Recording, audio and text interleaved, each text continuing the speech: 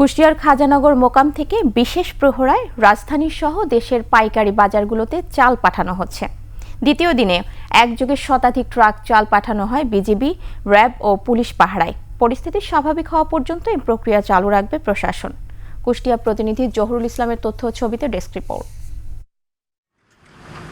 চালের অন্যতম প্রধান মোকাম কুষ্টিয়ার খাজানগর।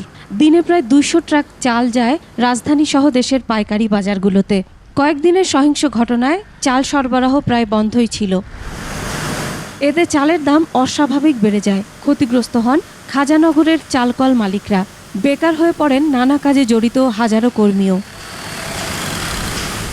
মঙ্গলবার থেকে বিশেষ ব্যবস্থায় মোকাম চালু রাখায় ফিরেছে কর্মচাঞ্চল্য। খুশি মালিক, শ্রমিকরা।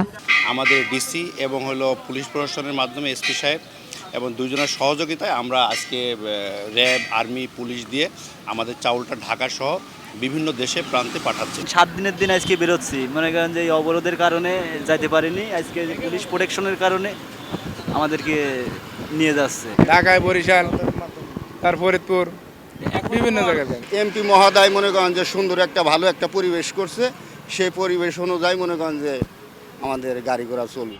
চাল সহ সব ধরনের নিত্যপণ্য সরবরাহে সহযোগিতা দিয়ে যাবে জেলা ও পুলিশ প্রশাসন। আজকে 103টি ট্রাক, চালবাহী ট্রাক এখান থেকে ঢাকায় পৌঁছাবে। সেটি আমরা এসকর্ট করে আমাদের জেলা পার করে দেব এবং আমরা সরকারের সাথে কথা বলেছি যে জেলাগুলো এই পথের মধ্যে পড়বে সকল জেলা থেকেই নিরাপত্তা প্রদান করা হবে। চলমান পরিস্থিতির আলোকে আমরা নিত্য প্রয়োজনীয় যে পণ্যগুলো আছে এগুলোর সরবরাহে যাতে কোনো ঘাটতি না হয় সেই জন্য আমরা কেন্দ্রীয় সিদ্ধান্ত মোতাবেক আমরা আজকে এসকর্টের মাধ্যমে এগুলো ঢাকাতে পাঠাচ্ছি।